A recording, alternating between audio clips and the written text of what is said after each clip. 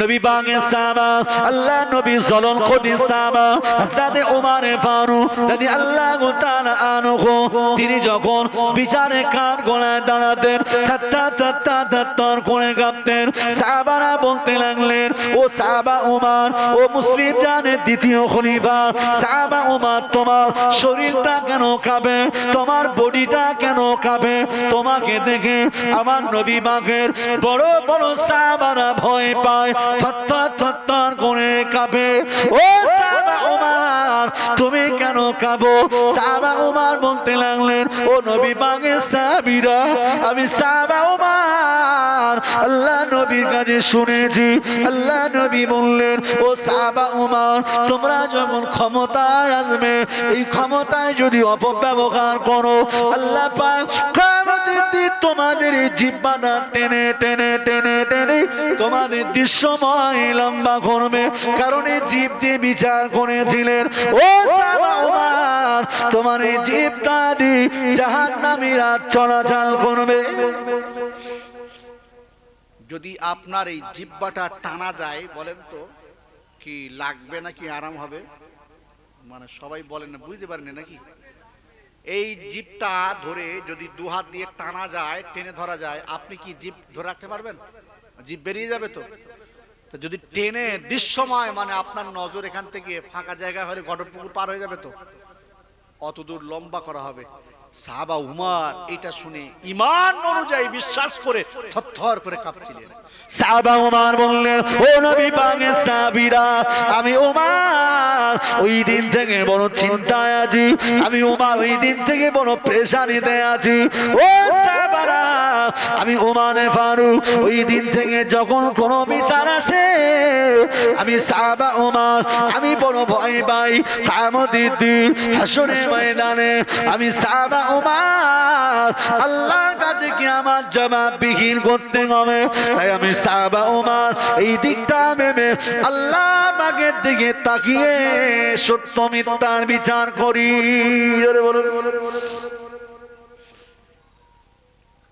সেটা চাই আমার সন্তান হোক, চাই অপরের কোন সন্তান হোক, বিচারটা হবে সঠিক। কিয়ামতের দিন যারা বিচার করে এরা আল্লাহর সম্মুখে সর্বপ্রথম ধরা পড়বে। আপনি হয়তো ভাবছেন হুজুর খালি পার্টির কথা বলছেন, না, আপনারা প্রত্যেকেই বিচারক, বাড়ির এক একজন গার্জিয়ান সবাই বিচারক। 5টা ছেলে আছে, 5টা ছেলের হক আল্লাহ কিয়ামতের দিন 5টা ছেলেকে দাঁড় করিয়ে আপনার কাছ থেকে হক বেহকের বিচারটা করে নেবে। আমরা পারবো তো, বলতে পারবো তো সেদিনে যে আল্লাহ আমি 5টা ছেলের ভাগ আমি 5 কাটা 1 কাটা করে 5 কাটা দিয়েছিলাম। এখন প্রশ্ন আসতে পারে, আমার ছোট ছেলেটা আমার মেরেছিল, আমার ছোট ছেলেটা আমাকে ভাত দেয়নি, আমার বড় বৌমাটা আমাকে গলা ধাক্কা দিয়েছিল, নানান রকম কথা আসতে পারে। আরে ভাই, সেটা পরের কথা, তুমি কি করেছো? তুমি যে বাপ, তুমি কি করেছো? তুমি একটা ইসলামিক নাম ভালো রেখেছো, তাদের ইসলামিক সুশীতল ছায়াতলের মধ্যে এসে ইসলামিক শিক্ষা দিয়েছো, নামাজের তালিম দিয়েছো, শরিয়াত বুঝিয়েছো। কোরআনের সর্বপ্রথম ফরজ হলো বাচ্চাকে কোরআন শিক্ষা দেওয়া, সেই শিক্ষা থেকেও তুমি তাদের বরখাস্ত করেছো। তারা পিতার গায়ে হাত তুলেছে, বিচার আমি আল্লাহ করব, তুমি না। এখন তুমি তার হক কেন আমার মেরেছো, এর হিসাব তাকে দাও। এখন বলেন তো, আমার ছেলের জন্য যদি হিসাব আমাকে দিতে হয়, তার হক বেহকের জন্য, আমি ধরা পড়বো না? পড়বো না।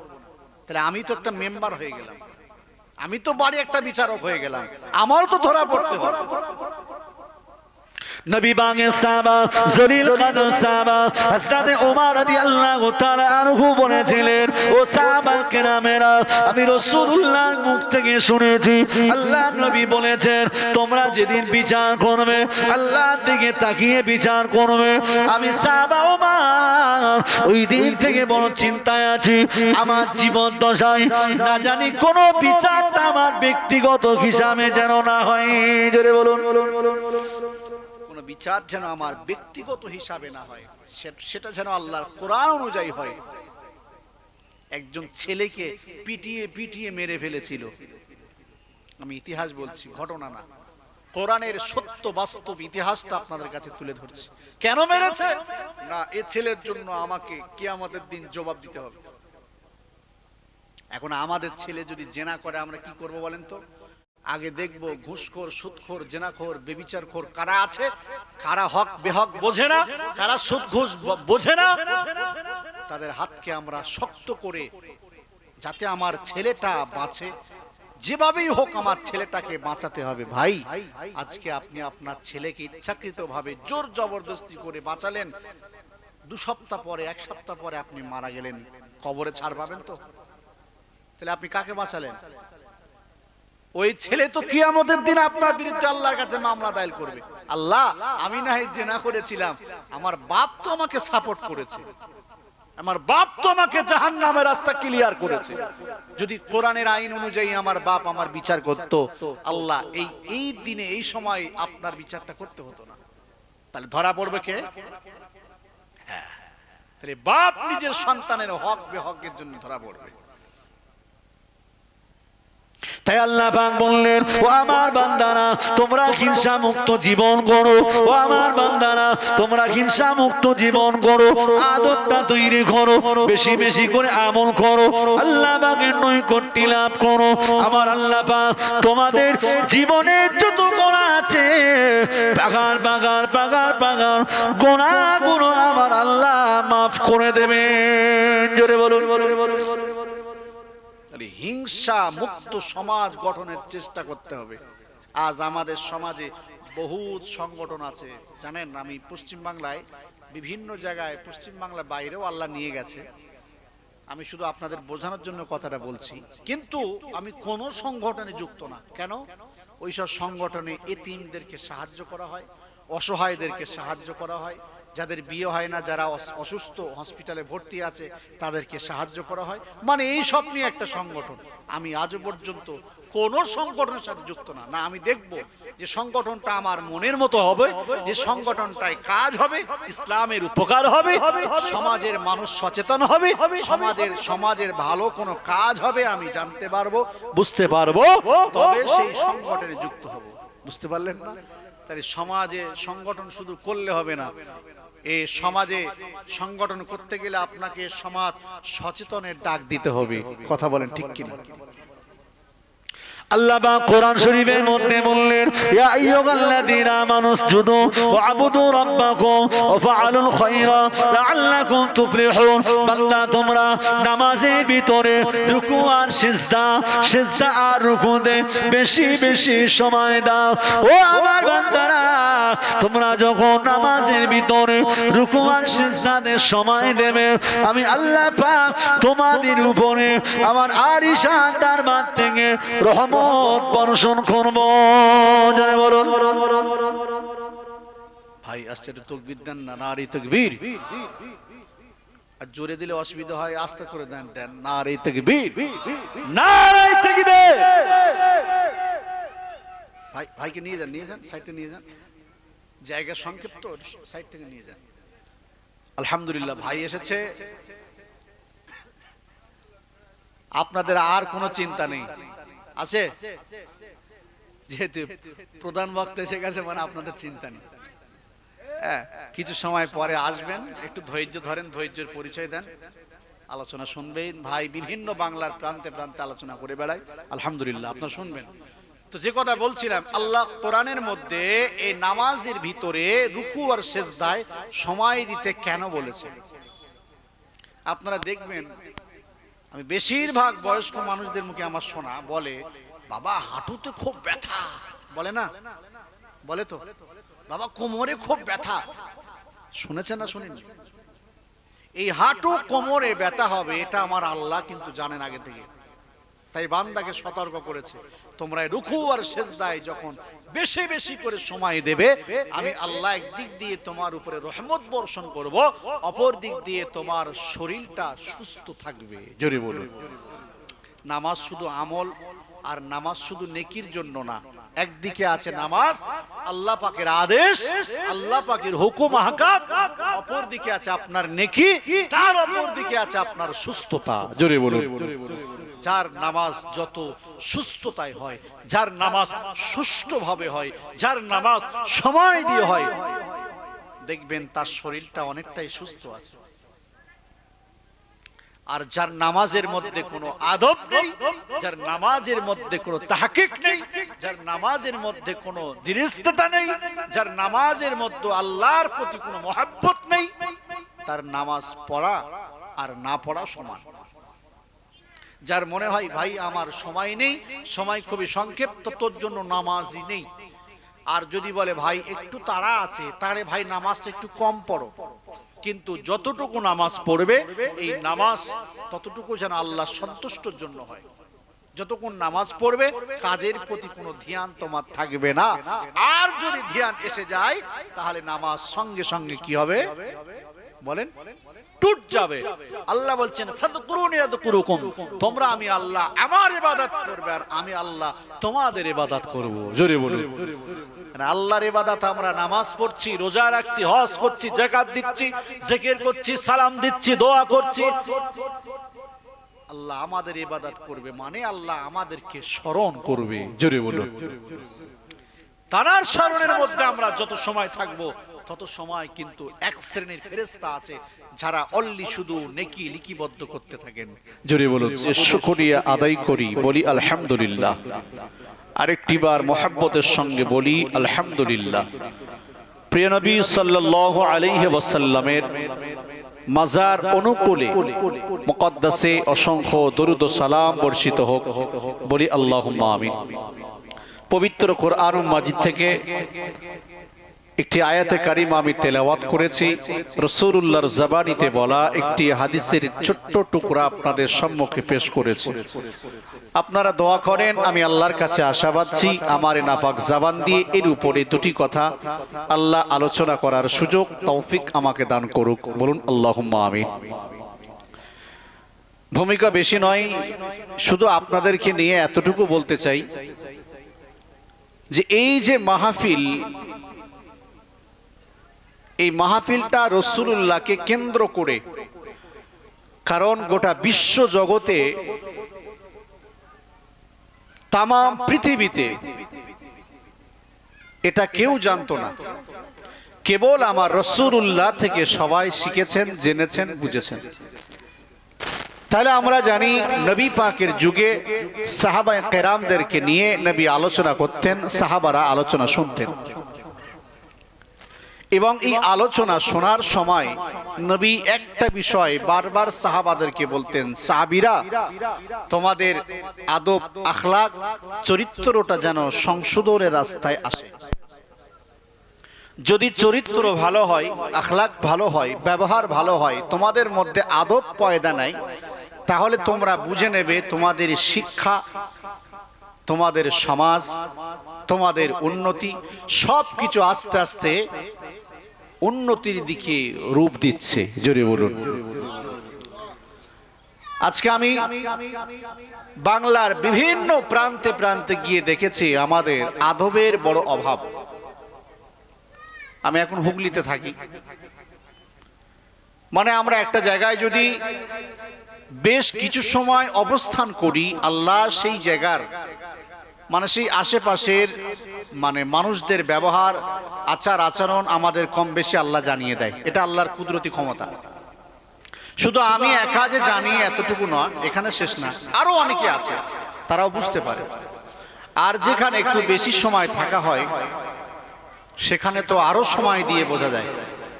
তাই নবী বারবার করে বলেছেন, সাহাবীরা তোমরা যাই করো তাই করো, তোমাদের আদব কিন্তু ভালো হওয়া লাগবে, তোমাদের আদবটাই সবথেকে বড় জিনিস। তাই সাহাবা, নবী সাহাবা, জলিল কদর সাহাবা হযরতে ওমর রাদিয়াল্লাহু আনহু, যে ওমরকে দেখলে গোটা মক্কার মানুষ সে যত বড় কাফের হোক, বেঈমান হোক, ওমরকে দেখবে, অন্যায় করুক অথবা না করুক থরথর করে কাঁপবে। কেন বলেন তো? ওমরের মধ্যে যে ঈমানি জাজওয়া রয়েছে, সেই ঈমানি জাজওয়া দিয়ে গোটা পৃথিবীটাকে শেষ করার মতো ক্ষমতা ছিল। এখন আপনি বলবেন হুজুর সে তো থাকে মক্কায়, সে ভাঙড়ে আসবে কি করে? প্রশ্ন এটা। কিন্তু তার ঈমান বলছে, তার ঈমান এত শক্ত, ঈমান এত মজবুত, গোটা পৃথিবীটা যদি ওর ঈমানের উপর রাখা হয় ফাটল ধরবে না। জোরে বলুন। নবীজির যুগে নবীর জীবদ্দশা অবস্থায় যে সময় আল্লাহ রসুল পৃথিবীতে জীবিত আছেন, সেই সময় একজন ব্যক্তিকে তিনি স্পটে হত্যা করেছিলেন। নবীর কানে সংবাদ চলে গেল, ইয়া রাসূলুল্লাহ, আপনার সাহাবা উমর একজন মুসলমানকে হত্যা করে ফেলেছে। আপনি জানেন নবীকে আমার আল্লাহ গোটা পৃথিবীতে যত নবী এসেছিল সমস্ত নবীদের আল্লাহ পাক সরদার বানিয়েছিলেন। জোরে বলুন। সেই নবীকে জ্ঞান দিচ্ছে কে? নবীর একজন সাহাবা গিয়ে বলছে, ইয়া রাসূলুল্লাহ, ওমর তো একজন মুসলমানকে হত্যা করে ফেলেছে। আমার রাসূল বলছেন, না সাহাবা, আমার ওমর কখনো মুসলমানকে হত্যা করতে পারে না। একজন করে সাহাবা, ও ভাইজানেরা, একজন করে সাহাবা আল্লাহ নবী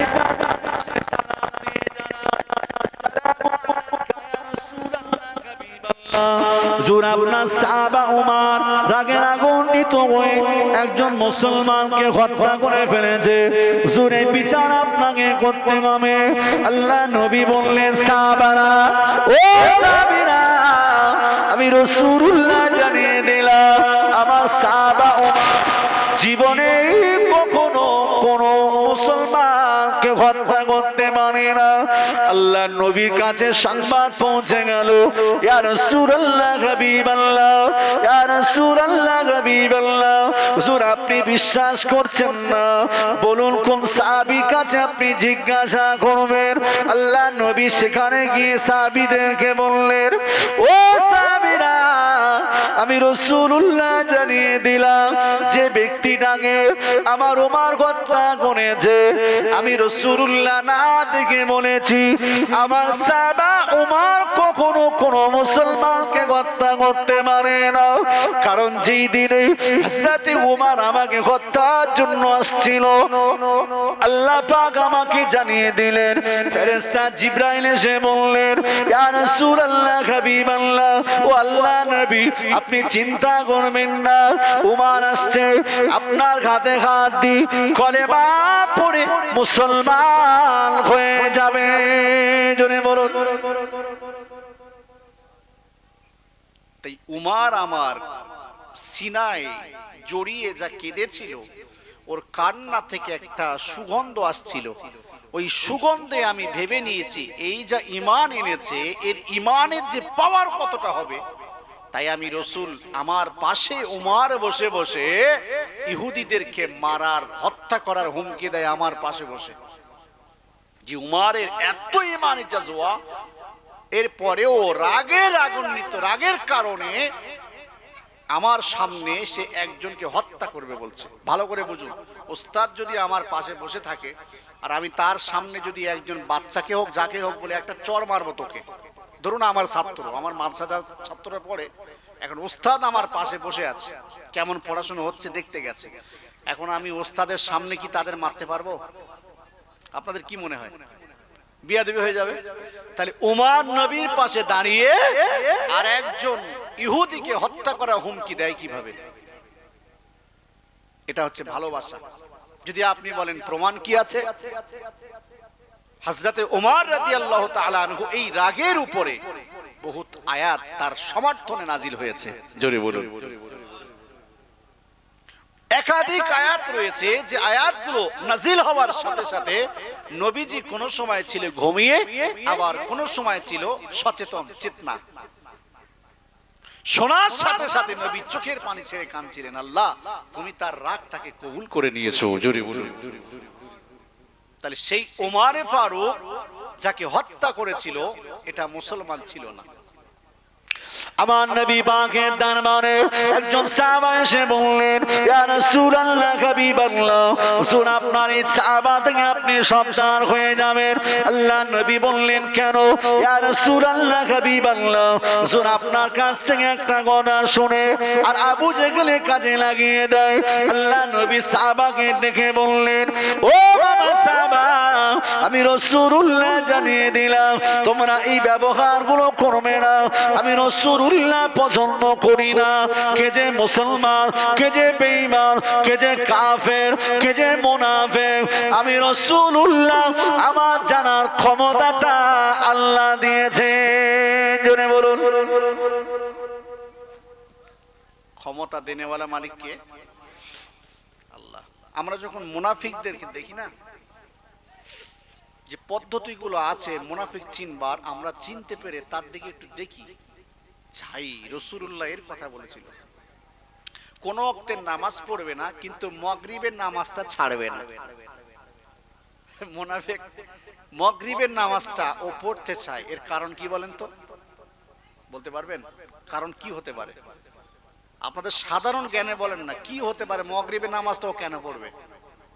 তার মানে হলো যদি ফজর না পড়ে ও লেপের ভিতরে শুয়ে থাকবে, কেউ জানতে পারবে না। আসরেরটা পড়লো না, পড়লো, ওয়াক্ত আছে গেছে, হয়ে যাবে। জোহরটা ওয়াক্ত আছে গেছে, সময় থাকবে, পড়ে নিতে পারবে। এশাটা 2 ঘন্টা 3 ঘন্টা 4 ঘন্টা পরেও পড়তে পারবে। কিন্তু মাগরিবটা অতি শীঘ্রই যথাসময়ে তাড়াতাড়ি ছোট্ট সূরা দিয়ে নামাজটাকে সমাপ্ত করতে বলেছে, এটা অতি উত্তম। মুনাফিক জানে দেরি করলে, ঘোরাঘুরি করলে বুঝে ফেলবে বেনামাজি, তাই ও মানুষকে দেখানোর জন্য 4 ওয়াক্ত নামাজ ছেড়ে দিলেও একটা ওয়াক্ত নামাজ জামাতের সঙ্গে আদায় করার চেষ্টা করে। তাই যে মসজিদের ইমাম বলে এখানে কিছু আসে, আমি বলি ভাই লক্ষ্য করে দেখবে তো কোন ওয়াক্তে বেশি আসে, বলে মাগরিবটাই আসে বেশিরভাগ।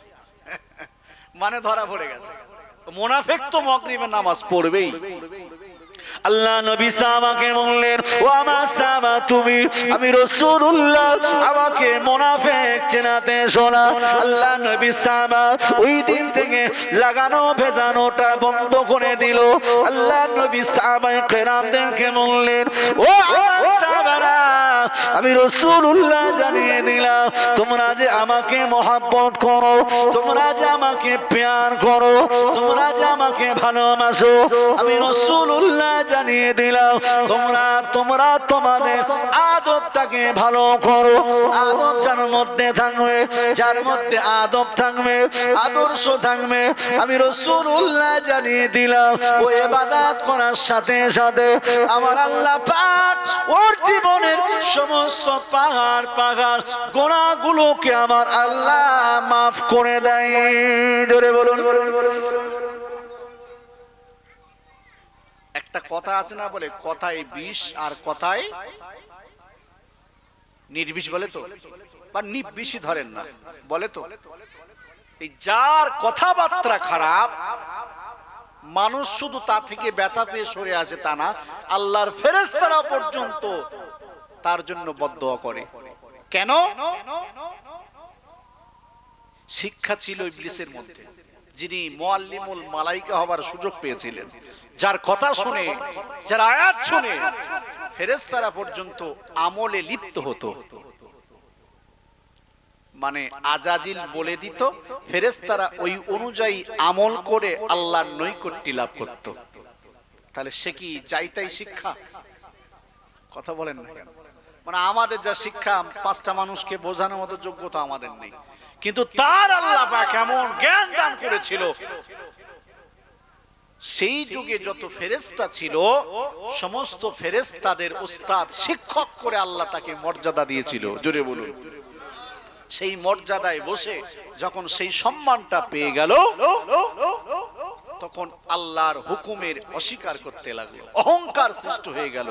তার ভিতর থেকে যে শিক্ষার আদব, এই আদবটা নষ্ট হয়ে গেল। তাই শয়তানের দেখবেন সব আছে, ওর মধ্যে আদব নেই। ওর জ্ঞান আছে, শিক্ষা আছে, এলেম আছে, বুদ্ধি আছে, মেধা আছে, সব আছে, কিন্তু ওর মধ্যে আদব নেই। সূরা নাসের মধ্যে ওয়াসওয়াসিল খান্নাস নামীয় এক শয়তানকে আল্লাহ পৃথিবীতে সৃষ্টি করেছে, অনলি শুধু মানুষকে ধোঁকা দেওয়ার জন্য এক শ্রেণীর শয়তান আছে। আল্লাহ তা থেকে হেফাজত হওয়ার জন্য আমাদের একটা আমল দিয়েছে তো, তোমরা ওই ওয়াসওয়াসিল খান্নাস নামীয় শয়তান থেকে বাঁচার জন্য আমি আল্লাহ আমার কাছে ফরিয়াদ করো, দোয়া চাও যে আল্লাহ তুমি ওই শয়তান থেকে আমাদেরকে হেফাজত করো। আপনি জানেন আল্লাহ চাইলে কিন্তু ওকে নাও সৃষ্টি করতে পারত, এটা আল্লাহর পরীক্ষা। আমি অত দূরে যাচ্ছি না। তাহলে আল্লাহ সৃষ্টি করলো, তিনি জানেন যে এই শয়তান থেকে মানুষ আমার কাছে পানা চাইবে, কিন্তু আমরা চাই না। ক্ষণেকের জন্য যদিও দোয়া চাই, আমরা বুঝেই না। আমার নবী আপনার নবী দিন দুনিয়ার বাদশা হাবিবুল্লাহ নবী জনাবে মুহাম্মদুর রাসূলুল্লাহ সাল্লাল্লাহু আলাইহি ওয়াসাল্লাম সাহাবায়ে কেরামদেরকে বোঝাতে লাগলেন, ও সাহাবারা, আমি রাসূলুল্লাহ জানিয়ে দিলাম, তোমরা যদি আদবটা ঠিক না করো, তোমাদের জীবনের ইবাদতটা বরবাদ হয়ে যাবে। সাহাবায়ে কেরামেরা আদবের সঙ্গে আমার নবী পাকের সম্মুখে বসে থাকতেন। আল্লাহ নবী যে আমনের কথাগুলো বলতো, আমার নবী পাক যে আদবের কথাগুলো বলতো, সাহাবার আদমের কথাগুলো শুনে আমলে পরিণত করে সমস্ত সাহাবারা আমার আল্লাহ পাকের নৈকট্য লাভ করেছিলেন। জোরে বলুন সুবহানাল্লাহ। তাহলে তারা শুনেছেন, শোনার পরে সেইগুলো তারা আমলে পরিণত করেছে, তবেই তো এই সমাজটাকে গঠন করতে পেরেছে। আজ আমাদের মধ্যে সব আছে কিন্তু আমল নেই। আপনি একটা দোকানে যেয়ে দেখবেন, আমি কোন দোকানের নাম বলবো না, কারণ এখানে আবার দোকানদার থাকলে সমস্যা আছে নাকি। হুজুর তাহলে আমায় বলছে, এখন নিজের গায়ে পাতিয়ে বলতে হবে, তাই যদি একটু রক্ষা হয়। তাই যদি যে কোন একটা দোকানে আপনি যেয়ে দেখবেন, একটা আড্ডাখানায় যেয়ে দেখবেন, ফতোয়ার অভাব নেই, এত পরিমাণের ফতোয়া। আমি যেই সমস্ত মানুষ এই কাজ করে, আমি তাদেরকে মোটেও পছন্দ করি না। কেন? যাদের মধ্যে আমল আছে তাদের মধ্যে ফতোয়া নেই। যারা অরিজিনাল আমল করে, কখনো কোনো মানুষকে দেখলে তারা টিটকেরি করবে না। আমি অনেক মুসল্লিকে দেখেছি, বয়স্ক লোক, রমজান মাসে কিছু ছেলে আসলে বলে, কদিন? আরে ভাই তুমি নামাজ পড়ছো কদিন? সে এসছে, আল্লাহ তার উপরে রহম করেছে, সে হয়তো নামাজটা ধরবে কি। এই যে মানুষের একটা ধোঁকা, এই যে মানুষের একটা মিথ্যাচার, এই যে মানুষের একটা বদনাম, একটা ঠেট মেরে কথা বলার কারণে মানুষ লজ্জা পায়, মনে ব্যথা পায়, মসজিদ ছাড়তে তারা বাধ্য হয়। এর ইবাদত আল্লাহর কাছে কবুল হবে না। কেন না? ও আল্লাহর বান্দার উপরে ঠেট করেছে। তাই আল্লাহর কোন বান্দা? আল্লাহর নামাজি বান্দা, যাদের উপরে আল্লাহ একটু রহম করেছে। আপনি জানেন, মসজিদে আমরা যখন নামাজ পড়তে যাই, ফেরেশতারা আল্লাহকে বলে, আল্লাহ এই বান্দা তো অনেক গুনাহ, আল্লাহ এর মাথায় তো গুনাহই ভরপুর, আল্লাহ এই গুনাহ নিয়ে আপনার ঘর মসজিদে ঢুকবে। আল্লাহ বলে, এই বান্দা, এই ফেরেশতারা, আমার বান্দার মাথা থেকে গুনাহগুলো লাভিয়ে ওয়েট করো, আমার বান্দা নামাজ পড়ে যখন আসবে আবার তার মাথায় চাপিয়ে দেবে। বলেন তো, সে যখন নিষ্পাপ হয়ে মসজিদের ভিতরে নামাজ পড়তে ঢুকলো, আর একজন ব্যক্তি কোন লজ্জায় কথা বললো যে কতদিনের নামাজি, নামাজ ধরবে তো, পড়বে তো, ছাড়বে তো? কেন ভাই, তোমার এই কথা বলার সাহস কে দিল? ইসলাম তোমাকে দিয়েছে, শরিয়াত তোমাকে দিয়েছে, হাদিস কোরআন তোমাকে বলেছে, তোমার উপরে সমাজের কোনো দায়িত্ব আছে? নেই। তুমি দুদিন নামাজ পড়েছে বলে আর একজনকে ঠ্যাট মারলে, আদৌ তুমি নামাজি না। তোমার মধ্যে যদি সেই আমল থাকে, তুমি আরেকজন ব্যক্তিকে নামাজ দেখে টিটকারি করতে পারবে না। আমার নবী সাহাবারা নামাজ আদায় করতেন। আল্লাহ নবী নামাজ দেখার সাথে সাথে সাহাবায়ে কেরামদেরকে বলতেন, ও সাহাবারা, আমি রাসূলুল্লাহ জানিয়ে দিলাম, তোমার নামাজে বড় সমস্যা, এই নামাজটা তোমার আবার আদায় করতে হবে। সাহাবা হুজুর আবার নামাজটা আদায় করলেন। আমার নবী বললেন, সাহাবা, নামাজটা তোমার কোরআনের আইন অনুযায়ী হলো না। আল্লাহ যে অবস্থায়, যেভাবে, যে সিস্টেমে নামাজ আদায় করার কথা বললেন, ও সাহাবা, তোমার আবার নামাজটাকে দোসরা আদায় করতে হবে। সাহাবা 3-4 বার নামাজ আদায় করলেন, হলো না। আমার নবী পাক বললেন, সাহাবা, আমি রাসূলুল্লাহ নামাজ আদায় করব, তুমি আমার নামাজ দেখে দেখে তুমি ওইভাবে নামাজ আদায় করবে। জোরে বলুন। আমি যেইভাবে নামাজ আদায় করব, তুমি দেখে দেখে ওইভাবে নামাজ আদায় করো। সাহাবা হুজুর আবার নামাজ আদায় করতে লাগলেন। ইয়া রাসূলুল্লাহ, হাবিবাল্লাহ, হুজুর আমি আপনার নামাজ দেখেছি। আল্লাহ নবী বললেন, বাবা সাহাবা, বলো বলো বলো, কি নামাজ তুমি তোমার নবীর দেখেছো? ইয়া রাসূলুল্লাহ, হাবিবাল্লাহ, আপনি যদি বলেন আমি সাহাবা নামাজটা আবার আদায় করে দেখাবো। আল্লাহ নবী বললেন, সাহাবা নামাজটা আদায় করে দেখাও। সাহাবা হুজুর নামাজটা আদায় করে দেখালেন।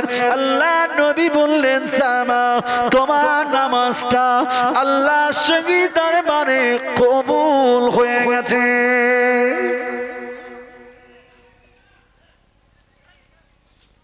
মানে আমরা যে নামাজ আদায় করি বেশিরভাগ মসজিদে দেখবেন কোরআনের আইন অনুযায়ী, কোরআনের ব্যাখ্যা অনুযায়ী বেশিরভাগ মসজিদে নামাজ হয় না। কেন জানেন? আমাদের এই অন্তরের মধ্যে আমি প্রথম বলেছি না যে হিংসার অহংকার ঢুকে আছে। একটু নামাজ আদায় করলে, দুটো দোয়া জানলে মনে হয় অনেক কিছু শিখে গেছে, অনেক কিছু শিখে গেছে। না, আমি এখনো পর্যন্ত নামাজের উপরে আমি পিএইচডি করেছি, এখনো পড়ছি, শেষ নেই। মানে আমি যত খুঁজছি এই নামাজ আমাকে আরো তত দূরে নিয়ে যাচ্ছে। আপনি কোরআনের একটা আয়াতের তাফসীর করে পৃথিবীর কোন আলেম শেষ করতে পারবে না। আল্লাহ নিজে বলছেন, বান্দা তোমরা আমি আল্লাহ আমার কোরআনকে রিসার্চ করো, কোরআনের আয়াতগুলোকে বিশ্লেষণ করো, কোরআনের আয়াতের উপরে তাফসীর করো, আমি আল্লাহ দেখো তোমাদের কত দূর নিয়ে যাই। আল্লাহ কোরআনে বললেন, ইয়া আইয়ুহাল্লাযীনা আমানুসজুদু, ও আমার ঈমানদার মানুষেরা তোমরা নামাজ আদায় করো, তোমরা নামাজ আদায় করো, ধৈর্য ধরে সবরের সঙ্গে নামাজ আদায় করো। ইয়া আইয়ুহাল্লাযীনা আমানুসজুদু ওয়া আবুদু রাব্বাকুম ওয়া ফাআলুল খায়রা লাআল্লাকুম তুফলিহুন। আল্লাহ পাক বললেন, ও আমার বান্দারা তোমরা যখন নামাজ আদায় করবে, রুকু আর সিজদা, সিজদা আর রুকু, রুকু আর সিজদা, সিজদা আর রুকু, এই দুইটি জায়গায় বেশি বেশি সময় দাও। জোরে বলুন। মানে সামনে তারাবি আসছে তো তাই বলছি। একবার দেখবেন তো রমজান মাসে কতজন গলা খাকড় দেয় আর ইমাম সাহেবের কাছে গেছে যে হুজুর যত পারেন আমার একটু আজকে কাজ আছে। তো তোর কাজ আছে তো আমার কি রে? নামাজ কি তোর বাপের? নামাজ কার? তাহলে হুকুম কার? তাহলে যার নামাজ তার হুকুমে কাজ হবে না। আমি কে যে আমি যেভাবে বলবো সেইভাবে উনি নামাজ পড়াবে? কোন ইমাম যদি কোন মুসল্লির কথা শুনে নামাজ পড়ায়, ওই ইমামের পিছনেও নামাজ হবে? হবে না। ইমাম হচ্ছে মুআল্লার একজন নেতা, ইসলামিক নেতা, যে ইসলামিক নেতাকে বাদ দিয়ে সমাজে সে যাই করুক, বিচার করুক, আর তালাকের মসলা মাসাইল হেন তেন নিয়ে যাই হোক, যে কোনো সমস্যায় পড়ুক, ইমামকে বাদ দিয়ে যারা কাজ করবে কিয়ামতের দিন আল্লাহর কাছে তারাই আগে ধরা পড়বে। ছোট্টবেলায় যখন কোরআন পড়তাম, হুজুর বলতো তোমরা আমার কাছে আসার আগে কারো কাছ থেকে একটু শুনানি করে নিয়ে এসো। মানে তোমার আশেপাশে যারা আছে তাদের কাছ থেকে একটু কোরআনটা শুনিয়ে তারপরে এসো। সে যদি রাইট দেয়, হ্যাঁ বলে, স্বীকৃতি দেয়, অনুমতি দেয়, আমার কাছে পড়াটা তবে নিয়ে আসবে। তার মানেই হলো আমরা সেখান থেকে পড়াটা পাকাপোক্ত করে তবে ওস্তাদের কাছে নিয়ে আসলে পড়াটা আমাদের সহিভাবে হয়। তা ঠিক এইভাবে যদি সেই ব্যক্তিটা অনুমতি না দেয়, এর পরেও আসে, হুজুর তাকে ডেকে জিজ্ঞাসা করে, কিরে তুই অনুমতি দিয়েছিলি? না, মানে ওর হিসাব দিতে হবে। তুই বাচ্চাটাকে ছাড়লি কোন বিবেকে? এর তো পড়াই হয়নি। তাই ইমাম যদি কোনো ব্যক্তির উপরে মুখোপেক্ষী হয়ে কোনো কথা বলে, সেটাও আল্লাহর কাছে ইমামের কৈফিয়ত দিতে হবে। তুমি আমার ঘরে বসে আমার বান্দাদের দিকে, বান্দাদের হয়ে কেন কথা বললে? তুমি কথা বলবে কোরআন হাদিস দিয়ে। সেটা যার গায়ে লাগে লাগুক, তোমার গায়েও লাগতে পারি, তোমার বাপের গায়েও লাগতে পারি, তোমার মায়ের গায়েও লাগতে পারি। কোরআন ছাড়া কোনো কথা হবে না। কেন আমার কোরআনের বাইরে কথা বললে? আপনি বলেন তো এখন সমাজের কটা বিচারক কোরআন জানে? জি, তাই সে বিচারটা করবে কিভাবে? আমি আপনাকে প্রশ্ন করছি, কোরআন না জানলে বিচারটা করবে কিভাবে? যদি বিচার করে সত্য মিথ্যে এই পার্থক্য বোঝার ক্ষমতা তার 14 গোষ্ঠীর থাকবে না। চ্যালেঞ্জ থাকবে। কেন থাকবে না? সে আল্লাহর কোরআন জানে না। যে আল্লাহর কোরআন জানে না, সে হক বেহক পার্থক্য বোঝে না। কে সত্যি বলছে, কে মিথ্যা বলছে। ছোট্টবেলা একটা কার্টুন দেখেছিলাম, জানেন? সেই কার্টুনের শিক্ষা আছে, আমি তাই জন্য বলছি। সেই কার্টুনের মধ্যে বলছিল যে দুইটি ব্যক্তিকে একই দেখতে। আপনারা দেখেছেন কি এরকম? দুইটি ব্যক্তিকে একই দেখতে। তো সেই কার্টুনের যে ছিল, মানে এজেন্ট ছিল, সে ওকে প্রশ্ন করছে, এই তোদের মধ্যে মানুষ কে? বলছে আমি। ও বলছে আমি। এ ভবিষ্যৎ বলছে, ও ভবিষ্যৎ বলছে।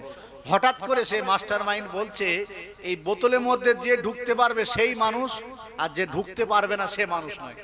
এখন জিনটা বলছে আমি পারবো, ঢুকে দেখাও। যে ঢুকেছে বলে তুই তাহলে জিন। কথা বুঝতে পারেননি?